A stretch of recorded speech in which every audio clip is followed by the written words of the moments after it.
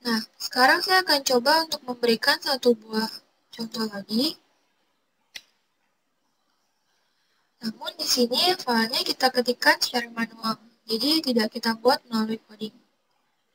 Oke, misalnya isi dari file adalah seperti ini.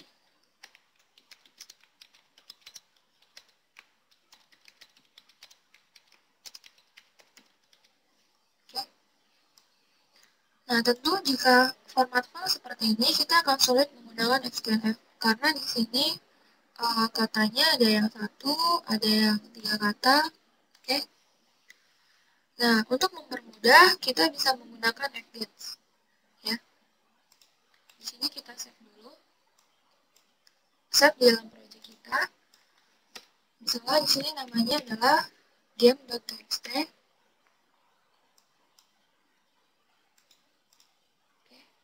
Baris yang ini kita komen.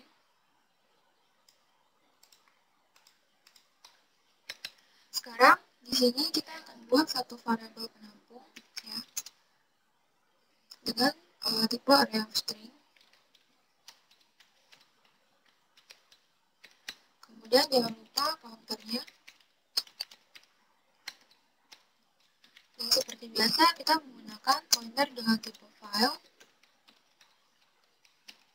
Kemudian file yang kita baca adalah game.txt. Modenya tentunya R.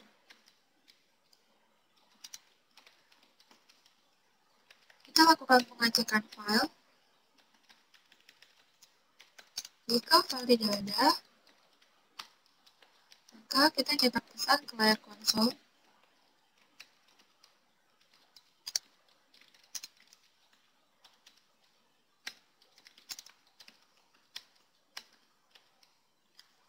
Oke.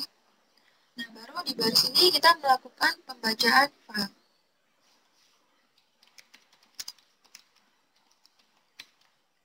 Nah, kita juga menggunakan fungsi feof untuk mengecek garis terakhir dari file.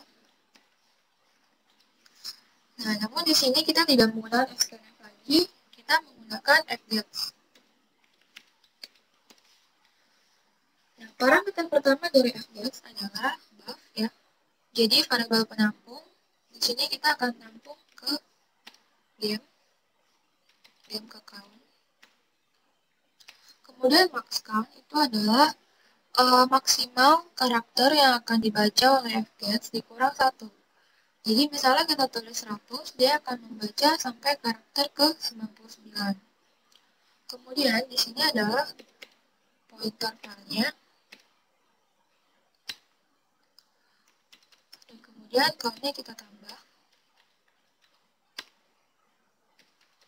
Setelah itu jangan lupa ditutup filenya. Nah, di sini bisa kita cetak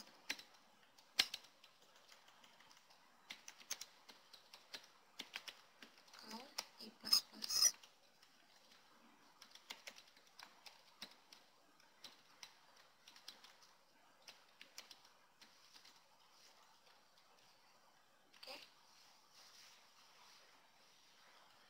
Nah, sekarang coba kita jalankan. Nah, hasilnya adalah seperti ini. Ya. Jadi fgets sebenarnya hampir sama dengan gets biasa ya. Cuman dia bacanya itu dari file. Dan di sini fgets membaca sampai karakter newline ya. Jadi mengapa kita hanya mencetak %s tanpa cetak newline? Ternyata di Sims 3-nya sudah berpindah ke bawah. Karena Warcraft itu berisi kata Warcraft sampai newline. Oke. Seperti itu.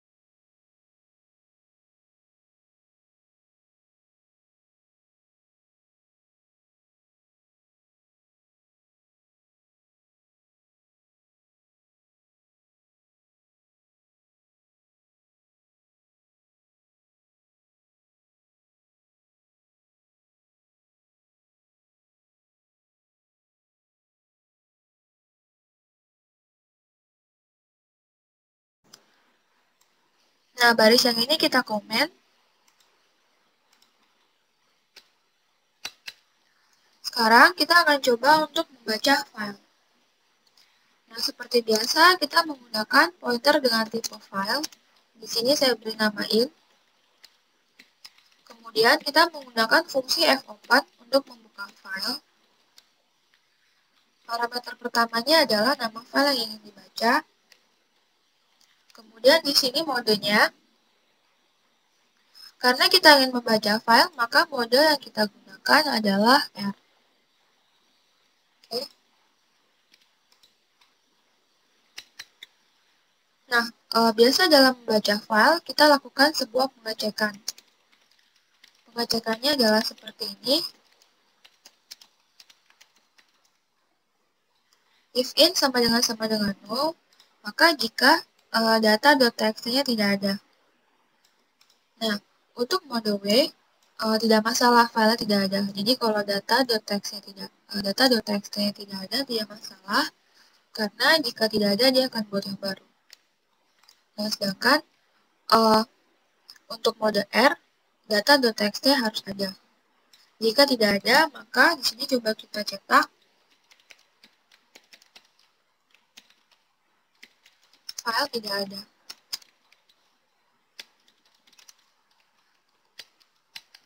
Selain itu, maka di sini kita akan coba untuk baca file.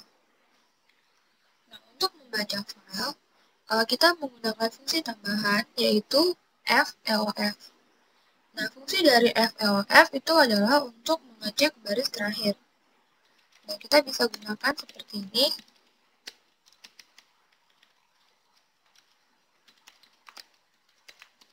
Parameternya adalah pointer yang menunjuk file. Nah, bila seperti ini bisa dikatakan selama belum baris terakhir, maka dilakukan baca file. Nah, untuk membaca file, kita gunakan fungsi fscanf. Fscanf sebenarnya kurang lebih sama dengan scanf, hanya bedanya untuk fscanf kita bacanya dari file, sedangkan untuk scanf kita baca dari layar konsol. Seperti itu. Parameter pertamanya pointer file. Oke. Setelah itu di sini kurang lebih sama dengan scanf. Nah, di sini kita butuh variabel penampung. Kita buat variabel penampung X nama untuk menampung string ya. Kemudian S umur untuk menampung umurnya. Dan di sini kita menggunakan variabel counter ya. Karena kita tidak mengetahui berapa banyak jumlah data yang ada. Maka dari itu kita butuh sebuah variabel counter.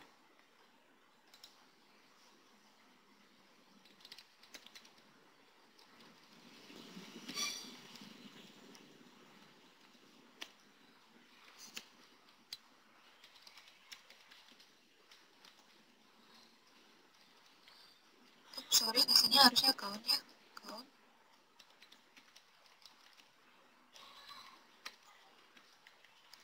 Kemudian jangan lupa count-nya ditambah. Jadi untuk count ke 0, maka S nama akan berisi baris pertama. Kemudian setelah itu count-nya ditambah menjadi 1. Maka S nama ke 1. Nah, sekarang akan kita coba praktekkan contoh yang lain. Selanjutnya seperti itu. Fungsi tulis, kita komen.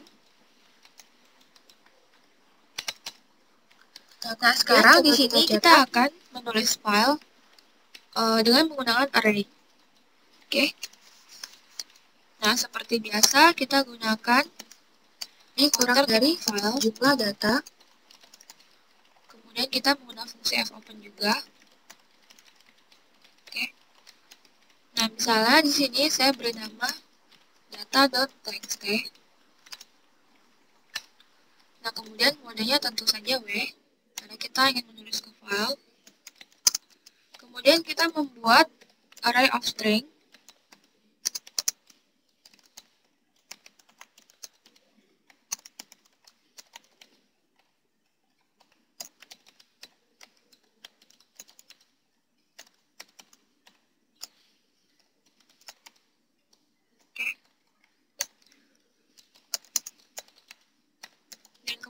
kita juga buat array of integer.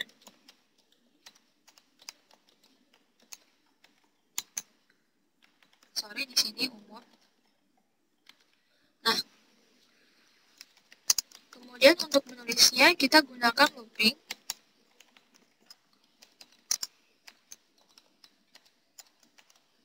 Nah, di sini J kurang dari banyaknya data. Nah, banyaknya data ada 1, 2, 3, 4. Berarti J kurang dari 4. Nah, kemudian kita gunakan fungsi yang sama, yaitu fprintf, untuk menulis ke file.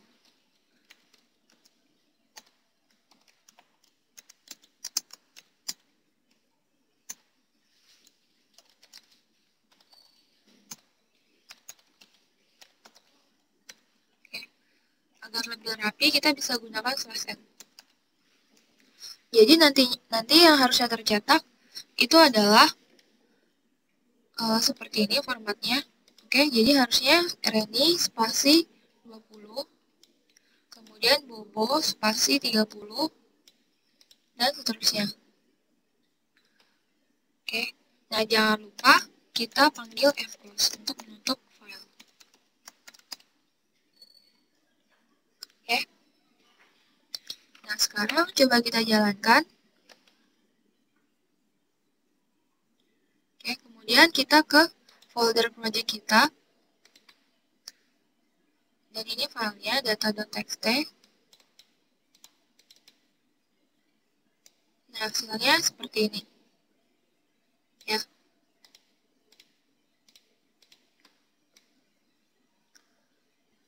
Jadi ketika J sama dengan 0, maka dia akan mencetak nama ke 0 Reni, kemudian umur ke 0, 20. Oke. Kemudian naik J-nya menjadi 1, berarti nama ke 1 adalah Bobo. Kemudian umur ke 1 adalah 30. Bobo spasi 30. Dan seterusnya. Oke. Nah, kemudian kita akan mencoba membaca file si data.txt ini dan kita pindahkan ke array. Kemudian kita cetak. Oke, jadi terbalik dari ini, kalau ini dari array kita masukkan ke file. Setelah ini kita akan ambil data dari file, kemudian kita masukkan ke array dan kita cetak. Oke. Nah,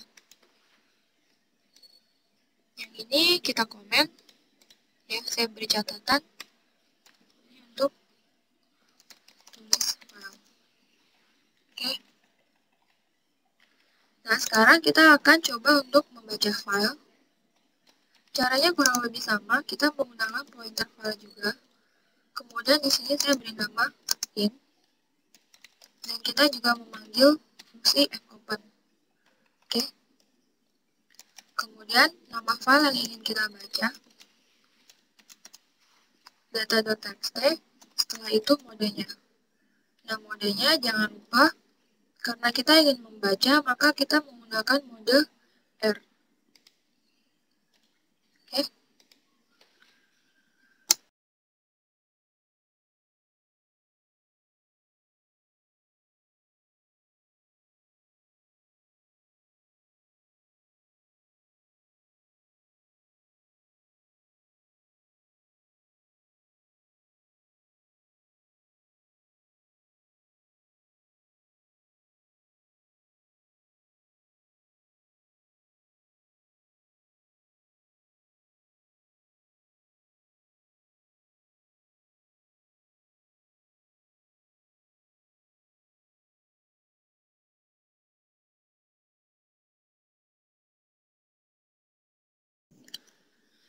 Pada sesi ini, kita akan mempelajari mengenai menulis file dan membaca file. Nah, mari kita buat programnya. Di sini saya buat satu buah fungsi dengan nama tulis. Dan di dalamnya dia menerima parameter berupa string. Oke. Nah, pertama-tama kita akan mempelajari cara menulis ke file. Nah, di sini kita membutuhkan satu pointer dengan tipe file. Misalnya di sini saya beri nama out. Kemudian kita membutuhkan fungsi fopen yang berfungsi untuk membuka file dengan nama tertentu dan mode tertentu. Oke. Nah, mode dari fopen ada banyak macamnya. Yang akan kita pelajari di sini adalah pertama R, itu untuk read, baca file. Kemudian W,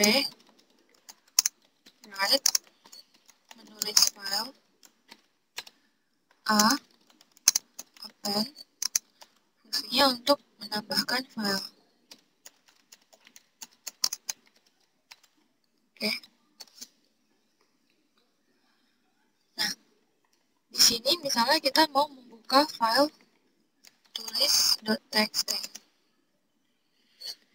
Dan karena di sini kita mau menulis file, maka modenya adalah W. Oke. Nah, dengan mode W, jika file tulis txt tidak ada, tidak masalah. Maka dia akan buat yang baru. Oke.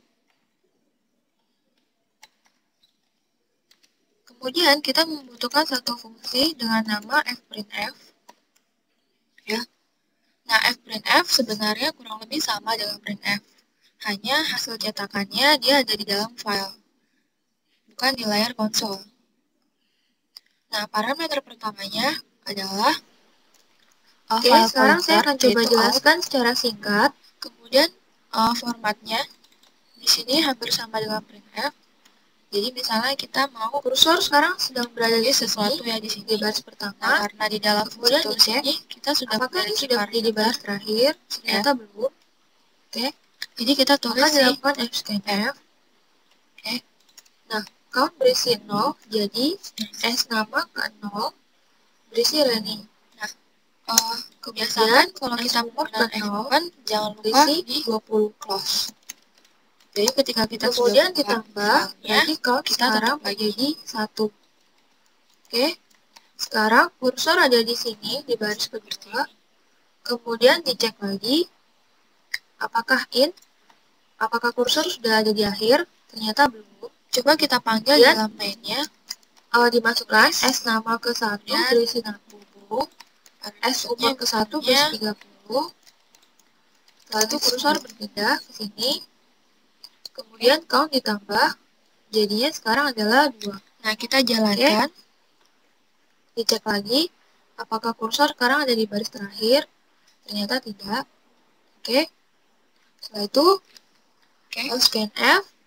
Nah, hasilnya kita bisa lihat ke 2 ya, kedua kemudian berisi Radit. Setelah itu S umur kedua berisi 40. Kemudian kursor berpindah. Setelah itu count ditambah menjadi 3. Nah, berarti dicek lagi apakah sudah baris terakhir. Jadi kalian buka project kalian dulu. Kemudian S nama ke 3 berisi Reno. Buka S umur ke 3 berisi 50. Nah, oke, ke countnya ditambah file.cpp-nya 4. Kita bisa temukan file yang sudah berhasil kita tulis. Cek lagi, apakah ini sudah menjadi baris terakhir? Adalah ternyata sudah tidak ada lagi baris di bawah Reno 50. Hasilnya adalah tulis aja keluar looping. Nah, kurang lebih secara sederhana cara membaca file adalah seperti itu. Oke. Nah, sekarang saya akan coba memberikan satu contoh lagi mode W. Namun di sini kita langsung buat file sekarang saja. Mari kita coba untuk mode A. Nah, di sini kita filenya adalah akan menambahkan file ya. Kita copy saja fungsi tulisnya. Kemudian di sini kita ganti namanya misalnya tambah. Oke. Kemudian file pointernya kita beri nama yang sama. Dan di sini kita ganti jadi append, misalnya seperti ini. Oke. Ya. Ini kita save. Dan seperti biasa kita gunakan fprintf untuk menulis ke filenya. Dan jangan lupa di fclose. Oke.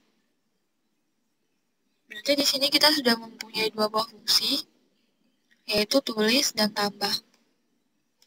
Tulis untuk menulis ke file, sedangkan tambah untuk menambah ke file. Oke. Nah, misalnya di sini parameternya saya ganti. Oke, kita panggil si tambah dengan parameter misalnya tambah. Oke. Nah, coba kita jalankan.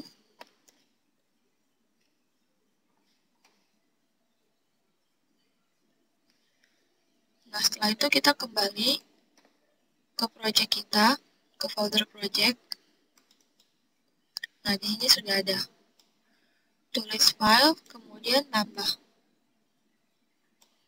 Oke. Nah, sekarang coba kita bandingkan, misalnya di sini kita gantinya tulis. Oke, kemudian kita jalankan. Ini kita close